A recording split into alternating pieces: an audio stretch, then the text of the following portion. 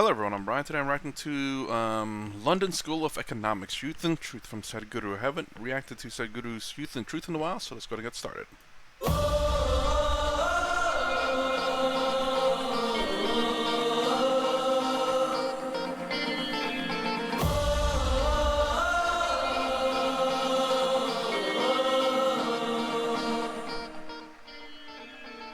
Let's create an absolutely selfish world.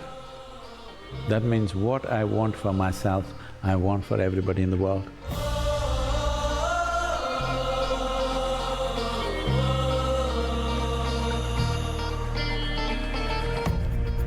Since the dawn of humanity, we the mortals are obsessed with something during our youth. It's a question, it's a burning question that what is the truth?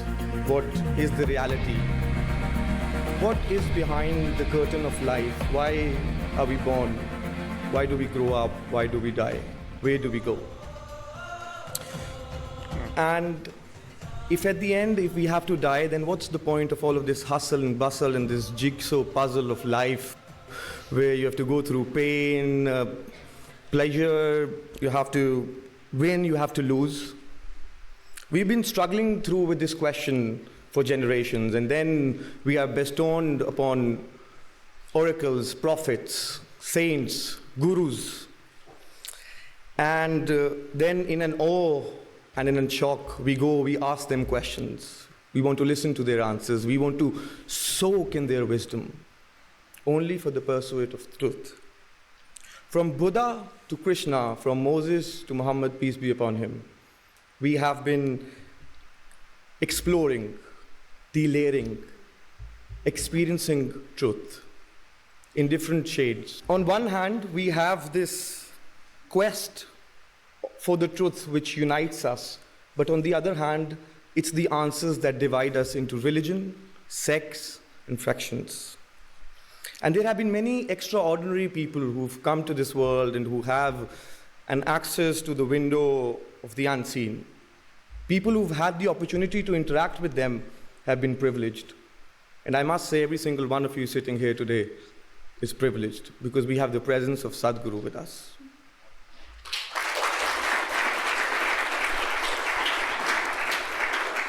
He is a man who is dedicated to physical, mental, and spiritual well-being, and also gifted with the utter clarity of thought and perspective. His areas of involvement diversify from architecture to visual design to painting, poetry, driving, aviation, sports, and music. Can we please give him a standing ovation? Welcome, Sadhguru. I'll say real quick, interesting question. It says, what's the point? We come here, we die. What's the point of the struggle? I mean, everyone in the absolute basic idea for me, the purpose for us is, there's a couple of ways to look at it. There is the biological purpose, which is to just reproduce. Survival of the species. That's very basic. But it is true. Animals do it, we do it. How do you think we got here? Next is, you create your own purpose. You imagine if we were created with a purpose, meaning that we only serve that purpose and nothing else. We can't do anything else but what we're purposed for. That's kind of, some people say crap. That's not good, because we are built for one purpose, and outside of that purpose we serve nothing. Now, but luckily enough, in this I guess how we evolved, we can create our own purpose. Sadhguru, he created his own purpose. People who are great inventors created their own purpose. Your purpose doesn't have to be something extraordinary like Sadhguru's or Sarvarpiyananda, Swami Sarvarpiyananda, Swami Taramananda, or Acharya Prashant, or Lakhani. It could be as just simple as just having a family and enjoying life. That is a good enough purpose. Your purpose could be to serve others. Again, like the people that I name. Serve yourself, serve those around you. As long as you're not causing harm your purpose should be fine. But I mean, it's kind of weird to say, what's the point of the struggle? You know, it's like, you don't have to struggle. I mean, I get what he's saying, though. You know, there are people out there who struggle, and even in life with purpose, they still struggle. But I guess what would be a life without struggle? Would it be all bliss? I don't know. I think struggle kind of creates character for us, but at the same time, I'm not saying that. How do I say this? Struggle is good. It creates character. You don't have to suffer for that struggle, though. And what I mean by that is that, kind of like, if you want to be the best bowler in the world, you struggle, you practice, you do technique. By doing something that you're not used to, you're struggling in a sense, because you're trying to be better. You're improving upon your skills. In order to do that, you kind of have to struggle. I don't know if the struggle's not usually used in that way, but it can be in my book. I think it can be used in that way, normal language too. But you know, climbing up this hill, you climb up only halfway, and it's like, oh, I'm tired, and you go back down. You're struggling to climb this hill, and then the next time you climb just a little bit higher, one step higher. Then the next day, the next step higher. The next day, next step higher. A month later, you're 75% there now. You're struggling to get up there, but you're improving upon yourself. And this is what I mean by you don't have to suffer your struggle. As in, being the best climber in the world, you could lose and say, I'm not yet good enough, I can still improve. Or you can realize that maybe I can't be this good to be this, but I've at least achieved something. You may not be the best, but you've at least tried. And you don't have to suffer your failure. You can look at it as a success in some degrees. You may not be the best, but you still did it. You may have made number one, you may have been in 7th place, but you still climbed the mountain. There's different ways of looking at life. And you don't have to suffer your struggle, but I think struggle can be a great thing. It is it builds character, and it makes you more resilient. And if you look at the people today in America, they don't struggle very much, and they are struggling in life.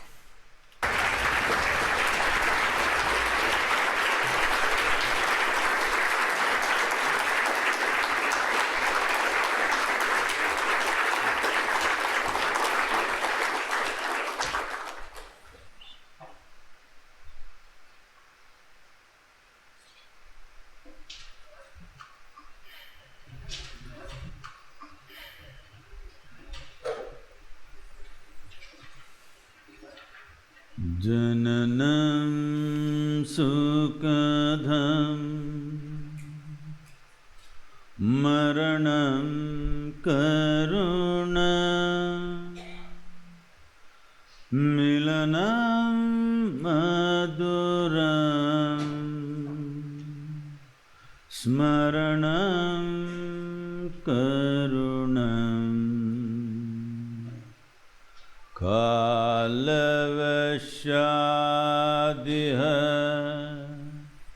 sakalam karunam samayadipate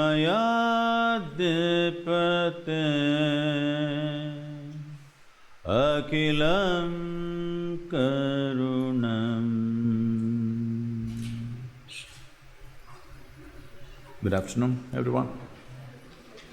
I said good afternoon. I thought you're not already on talking terms with me.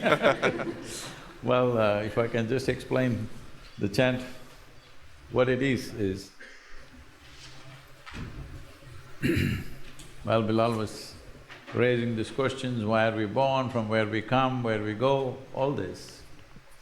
Well, we can get to those questions later, but right now, what are we here as we sit here? What we call our life is, on one level, just a combination of two things: time and energy. Time is rolling away for all of us at the same pace. You can't hold it, you can't stop it, you can't accumulate it. You can accumulate wealth, you can accumulate money, you can accumulate knowledge, but time is running away for all of us. People may think they're doing different things, but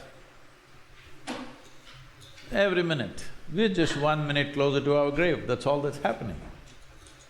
We think we are going here, we are going there, we are going somewhere else. No, as far as the physical existence of who we are, we're going straight to the grave. Hello? This is not my wish. That's how life is designed. So time is running away for all of us. But how come one human being is here, one human being is another, one is joyful, one is misery, one is success, one is failure? It's the energy, how you manage this. Either you can turn it against yourself, or you can make this into a phenomenal process. If the intensity of your energies, life energies are managed in different ways, what somebody does in 10 years, you may do it in 1 year. So, if you live here for 100 years, people feel that your impact on life on this planet is like 1,000 years, simply because of the intensity of who you are. So the chant was just about this, but the last line was about, but if you become Samayadipate, that means if you become master of time, then you're delivered into a completely different space, because time is a concern only because of our physical nature. How deeply you're identified with your physical body, to that extent time rules you. You don't have to look at your watch. As we sit here, slowly your bladder will tell you it's 2 hours. Yes. So what you call as physical body is cycles of time. What you call as planet is cycles of time. What you think is a day is just a rotation, what you think is a month is a rotation of the moon, and what you think is a year is a revolution of the planet. Everything is in cyclical motion. One who transcends this cyclical movement of physical nature, now he becomes a master of time. Then life moves into a completely different dimension. This is the aspiration of the human being. Knowingly or unknowingly, everybody is aspiring for it, but if you aspire consciously, there is a possibility. Please. So you just mentioned that every single day we are going towards our grave. I strongly believe in that. Not that you believe, you are. I think we are all stopwatches, and we have a stopwatch on top of our head which we can't see. I think all of us are on life support, even though we can't see it because we don't control our breath, our next breath, but we yet want to be in control. We are dying every single day. So what's the whole purpose? I mean, I would want to be in control of what my plans are in 2 weeks, 2 months. People plan for 2 years. What's the whole purpose then? What's the purpose of planning? So that… Of trying to control when you don't control when you come in, and you don't control when you go out.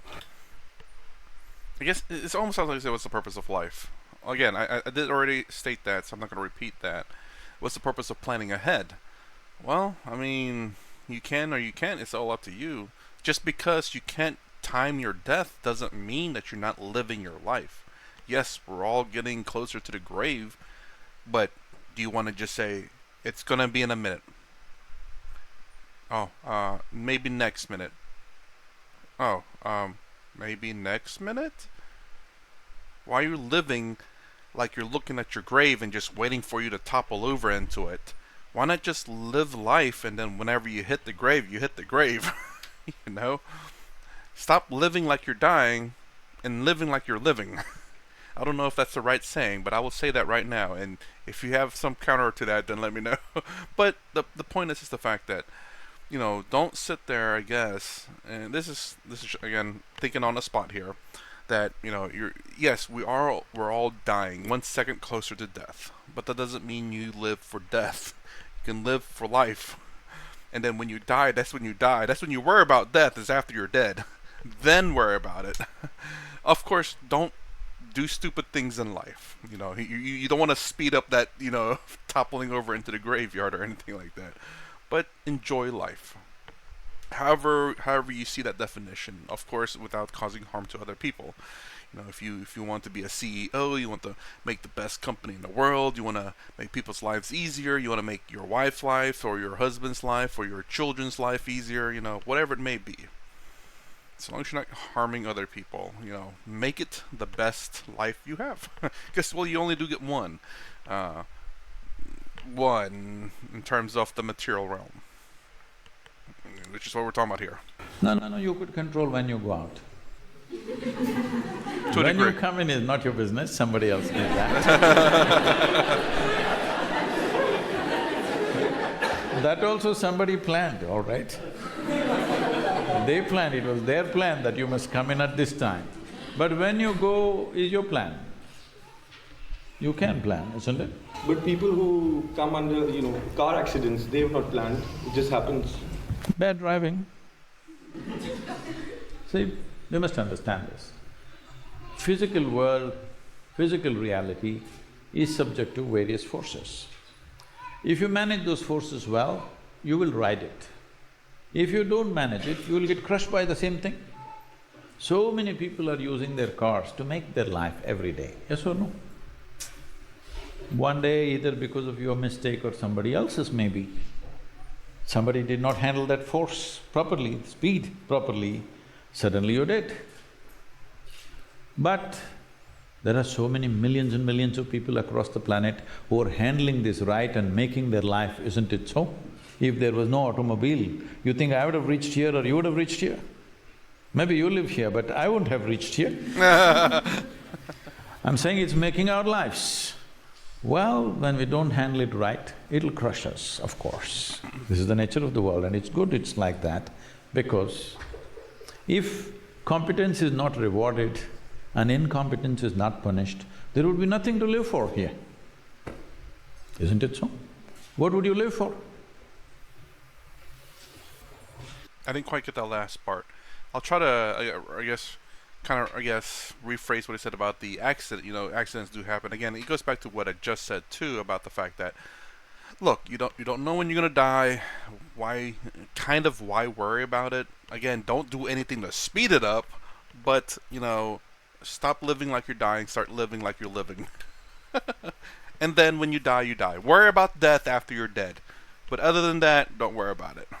Again, I am speaking very generally and very casually about it, but hopefully you understand the point that you can't live life like you're going to die, because you're not going to be living life, is the message I'm trying to send. Yeah. So if I'm sitting on a plane and the plane crashes, I'm not controlling that. It is 737 then.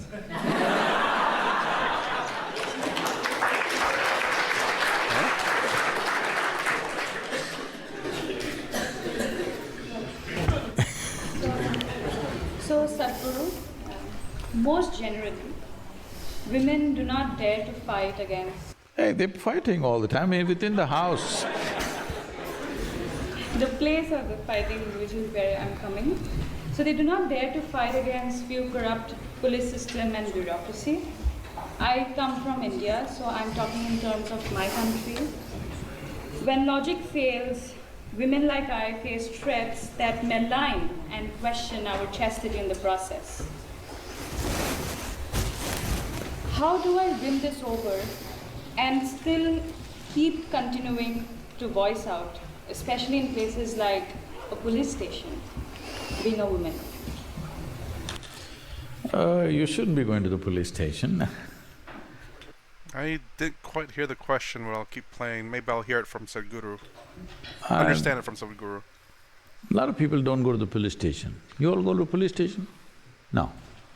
Well, either somebody did something wrong, so you went to report it, or you did something wrong and you got a ride, free ride. This happens once in a way. The less it happens, the better. Police are there to handle situations only when they go wrong.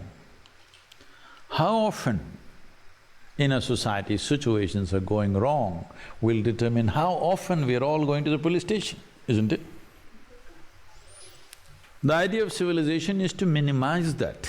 We've not been able to eliminate that, but we must minimize that our life situations don't lead us to police station, prison, hangman, whatever.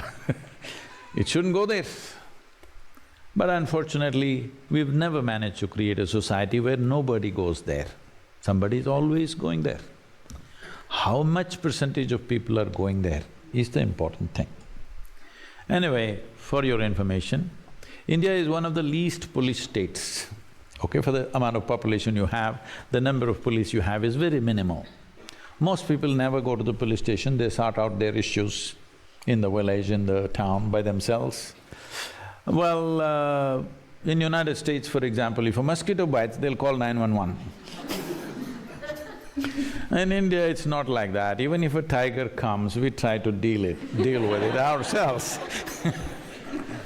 And about what you are saying about police, whatever you experience, that's not true everywhere. Police have come a long way in India. But you must understand the systems of policing in India. I'm not trying to criticize anybody, but the systems of policing in India largely come from the British era. When the English were there, they created police to control people, not to make them safe, but to control and oppress people. That was the purpose of the police at that time. But the same training processes, actually same training institutes are still training our police, same systems. So still many of the police have still same attitude, that they still think they're an occupation force. The freedom has not entered their… as an idea has not entered their head. Not all of them, much has changed, but still there are some. So you may face something, it is on the way out. You have to bear with it because when a nation goes through centuries of occupation, the hangover of occupation remains in people's minds. I like he calls it a hangover. I mean, you know, that is true, you know. But I guess it kind of makes you wonder how long is that hangover. I mean, India is a very, very large nation, and from what I heard from Sadhguru, even there's still some places who don't know that they live in India. I mean, again, like I said, India is a very large place. There's hills and everything, so, but yeah. I just like that he called it a hangover, like it's just something that, you know, you just drunk a beer and you just suffer the effects of it from it. But it's a very good analogy though, for sure. That has to go, we have to work it out.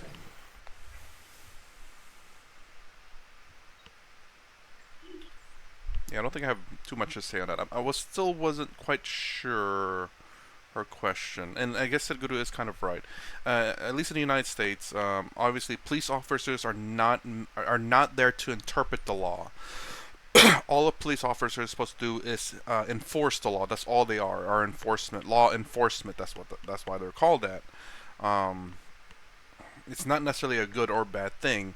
The problem is the fact that obviously there's just so many laws. It's so difficult to interpret the meaning of it. And that's what the judicial system or the judges are supposed to do. They're supposed to interpret the law to see whether you broke the law or not. And the cops, you know, again, they just enforce the law. So, yeah. Oh yeah, the judicial system, they just interpret the law. Then you have the, I forget which branch, which creates the law. So you have the enforcement of the law, which is the executive branch. You have the I think the judicial branch, which is the judge essentially that interprets the law. Then you have the can't remember what the third branch is, which is the one that writes the law. I believe it's been a long time since my history class or whatever class I took to learn that. I do remember there's been 3 branches. It's the powers are split between 3, so that there's not. Is it the Senate? I don't know. The House? I don't know. It's been forever. It's not something that's really on my mind just because. I mean, you think you're supposed to learn everything, but no, I'm not worried about learning everything. Obviously, I need to learn what I need to learn, but outside of that, I'm not going to learn everything because I don't know when it'll come in handy. Is it pertinent for me to know the 3 different powers of government, executive, judicial, and the legislative? Yes, the legislative branch. Yes, that's the 3rd one. It just popped in my head. But, you know, again, and to find out what they do, every little details about it, no. My question is on competition, and as most of the students here would know, LSE has a very intense culture of competition, and a lot of the students who come here have always been at the top of their class, and once they come here, they continue… How can everybody be at the top of their class? What does it mean? They sit there? in different classes. Oh, how can everybody be at the top of their class? Only one person is at the top of the class, isn't it? That's how I understand the top. Yeah, but once they come here, they're not the top anymore because everyone used to be the top, so Oh. it kind of disappoints them a bit. Anyway, so once they come here, there is a big culture of competition, and there's a lot of comparison that takes place, whether it's comparing grades, achievements, internships, everything. I myself, for example, am not a very competitive person. I don't really engage in that with others. But being in this hyper-competitive environment, I sometimes question myself, should I be more competitive? So my question for you is, what is the meaning of competition both for individuals and society? And does competition make us grow and evolve, or should we solely focus on ourselves? Both, on that last part. You could definitely focus on yourself and be competitive. You can be competitive with yourself. The thing that you could see, you can look at if you're not very much a competitive person, is to compete with yourself. To show that you yourself improved from your last time of yourself. So, again, getting better at whatever it is that you're trying to achieve. Just making sure that, say you took a test and you got an 80%. It's like, okay, that's where I'm starting at. Now let me keep studying, let me do more research, and then you take the same test again, or a test that's very similar. You get 85%, it's like, all right, I improved, but there's still more improvement I could do, and you keep competing with yourself to improve yourself. If that's what you want to do, you can look at it that way. You can look at competing with other people, because obviously you want to try to beat certain people. You want to be number one. This seems very egotistical, but again, you don't have to look at it that way. You can compete with other people to be number one, and have it as a, what do you call, a I don't know if there's a right word. You said like a friendly game in a sense, to be number one. But of course, most people who try to race to number one aren't doing it because it's friendly, but they're doing it because they want the ego trip. But again, this is all up to the individual person. I think most people who are not ego trip are looking internally and saying, I need to prove upon myself. I need to make sure that next time I do this test that I am better than what I was before. And that's the thing that really matters, because, who cares about what other people are thinking or doing? I just need to make sure that I am improving. Whether that means I'm improving beyond other people, or whether that I'm behind them, just so long as I'm improving, getting better every single day, and then that's great. Up to every individual person. But yeah, you could look at it both ways still. You can say you're competing with other people and making sure that you are improving, because by competing with other people, you are improving. But the thing is, though, is that once you're in the top, then you realize, what else am I going to do now? I'm on the top, there's nothing else to do. So you kind of get lazy, and maybe you slip up, and then someone else will beat you. But again, that's where you look internally that, okay, I may be at the top, but I still probably can still improve, or there are other things I could look at to improve myself. I don't think there's... I guess it's kind of weird to say in terms of like classes and stuff where, once you hit 100, that's about it. It's like, well, that I learned everything in 1915. There's nothing much else I can improve upon in there, but maybe I can learn more about 1960. There are certain limitations of improvement with certain subject matters, but for you personally, to improve yourself in terms of how you learn, how you retain information, how you present yourself, how you present the information that you've learned, can always be improved upon.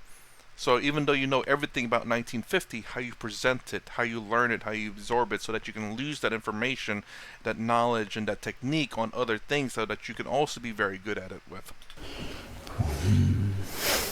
I don't know where that came from. Those who do not have any sense of their own competence will become competitive, because their only pleasure is being one step ahead of somebody else. I am on top of the class, what does it mean? And you say, I have known this. When I was in school, can I tell you a small incident in school? Incident. I went there only when it's really necessary. So, I remember I don't know, maybe at this level you're not, but in schools maybe it's still there, I don't know the practice. It always was a yellow-colored card. And every month this card is given to you, your report card. And I see some children are strutting around because they are first, second, something. Some are sitting in some corner and crying, they're afraid to go home, I don't know what they got. As far as I was concerned, it was given to me, I just took it and gave it to my father. I never once opened and saw, because I thought this was a transaction between the teacher and my father. I was not going to look into that. And I was quite certain what would be there in it, as far as the numbers are concerned, because it was always 6 zeros. Because I never wrote a single word in the test paper. That was the rule for me. But apart from the 6 zeros, the teachers wrote some literature in my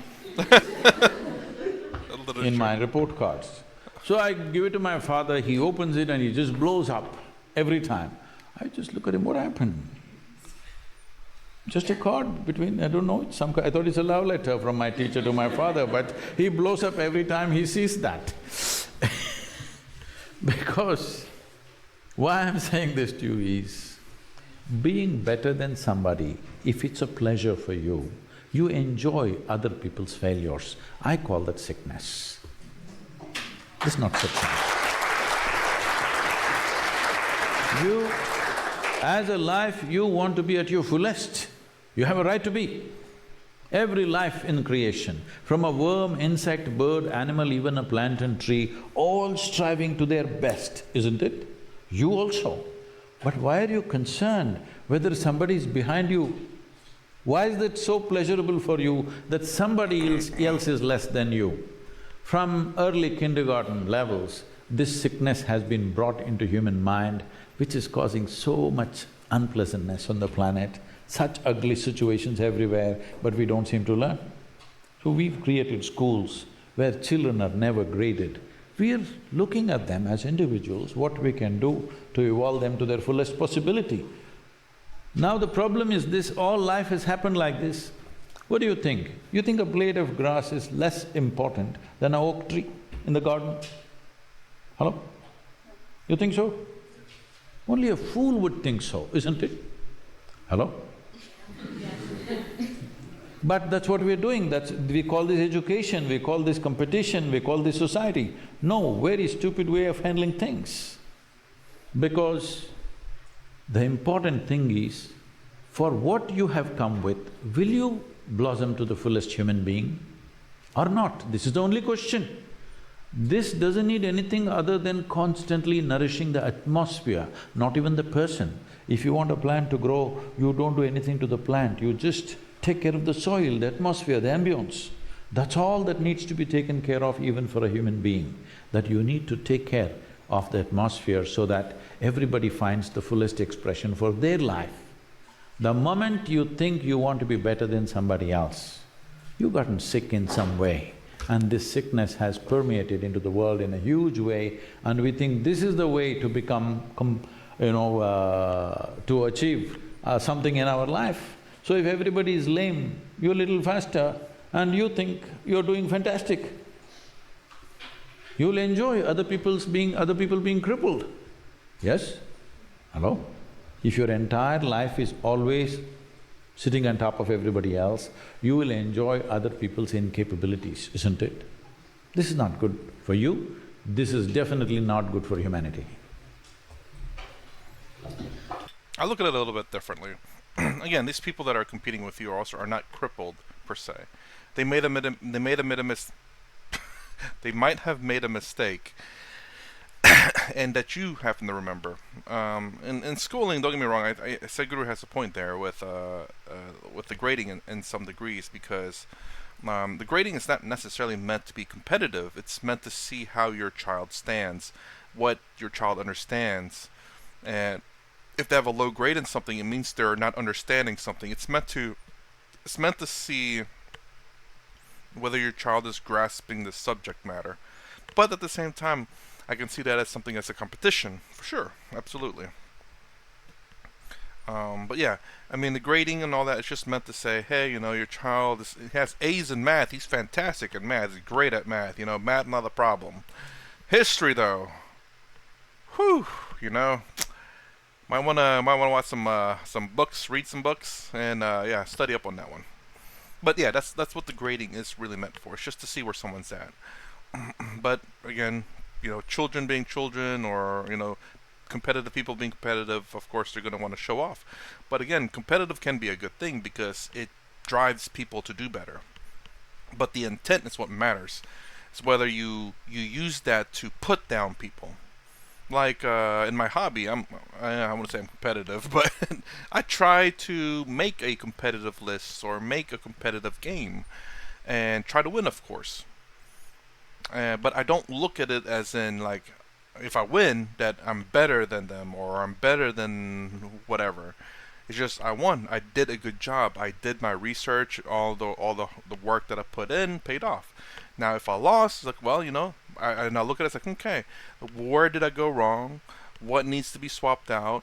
What do I need to do better? I use that as a learning experience. This is something I've been recently saying is that don't look as a failure or loss as something to cry and whine about, but as a way to improve upon yourself. And whenever you win, well, it means your I guess I have to look at my hobby. Your tactics work, your units work, or maybe the opponent has a weaker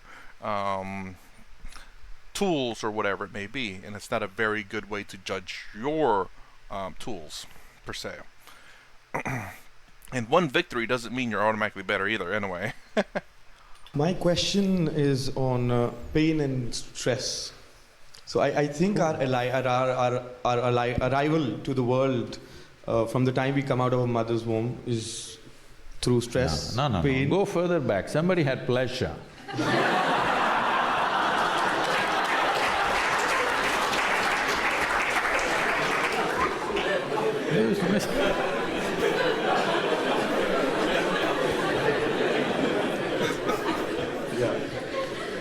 I was just thinking we're still all children here, even though they're adults. And even a mother, when she delivers, in spite of extreme pain in the body, you see mothers are delirious, ecstatic.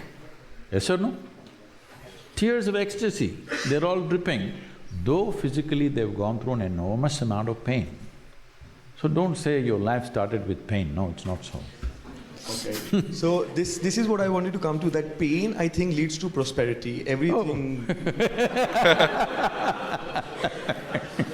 I think pain leads to prosperity, and in life if you have goals, they have a price tag that includes pain, hard work, resilience.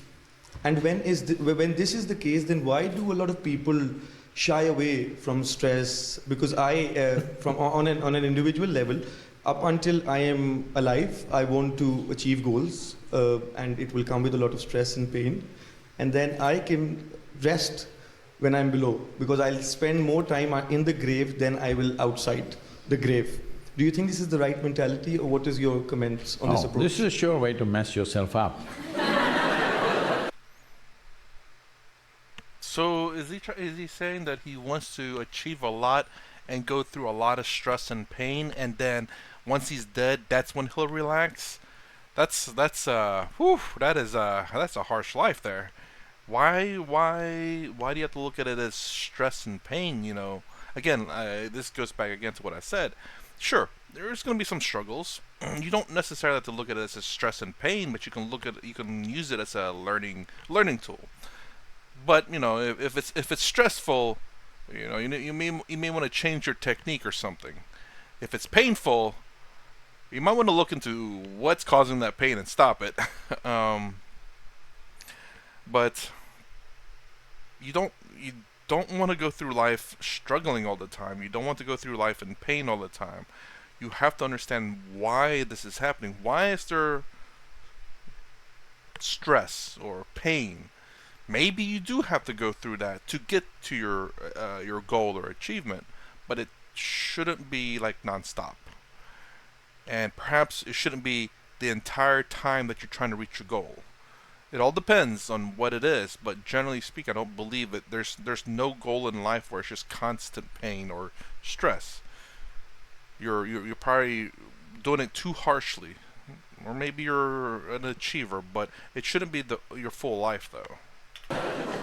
This is a serious mistake a whole generations of people have done, that if you study, how should you study? Hard. You must study hard. If you work, how should you work? You must work hard. Why didn't they tell you, you must study joyfully? Why didn't they tell you, you must work lovingly? No, you must do everything hard, and then you complain. You complain about everything in life because you're doing everything hard. There is substantial medical and scientific evidence to show you, only when you're in pleasant states of experience does your body and your brain work at their best. Is that important for you to perform any activity in life well, that your body and your brains are working well? Hello? Is it important? Tell me, if you're stressed and anxious, does your body and brains work at their best? Our body can get immune to it, and that is how, like in the gym, when I stress my muscle, it grows when it breaks. So like that, we can also get ourselves immune. No, even if you joyfully run, climb a mountain, play a game, still muscle will get well. Hello? So under stress, it would get better, it would break and then it will build better together. No. See, stress means… He's talking about… okay, I just thought of this. He's talking about two different things. One is a physical aspect, one is an emotional aspect. Your emotional aspect is not helping your muscles at all. Whether you're stressed, joy, sleep, awake, if you're working out your muscles will get stronger. Whether you're stressed, joy, angry, awake, happy, whatever. Two different things he's talking about there. Emotional and physical. The tearing off the muscles, then it heals, it becomes stronger. That has nothing to do with stress, that has nothing to do with joy, that has nothing to do with being happy, that has nothing to do with being sad. You work out with no emotions, your muscles will get stronger. If you work out when you're angry, your muscles will get stronger. If you work out when you're joyful, your muscles will get stronger. Why work out when you're angry, stressed, or sad, or upset? Why not work out like what Sadhguru is saying, happy, joyful, pleasant, or whatever? You're Content. always finding more and more exotic words for this. Somebody says stress, somebody says tension, somebody says anxiety, and goes further, all right? There are many names. There's some 72, 74 different kinds of mental ailments so today that they've identified. Lots of exotic names. Essentially, it's just this. Your intelligence is turned against you. Once your intelligence is turned against you, no power in the universe can save you, that's all.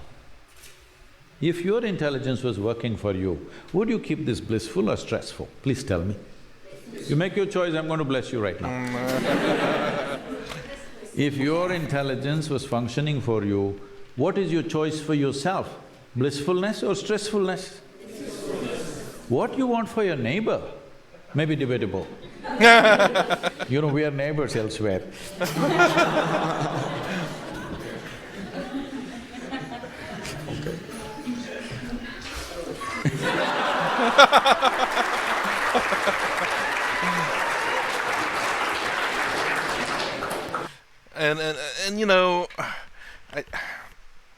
There's a couple of things here that I guess I see myself doing. So I'm translating a little bit, but it's also my interpretation of what Sadhguru is saying.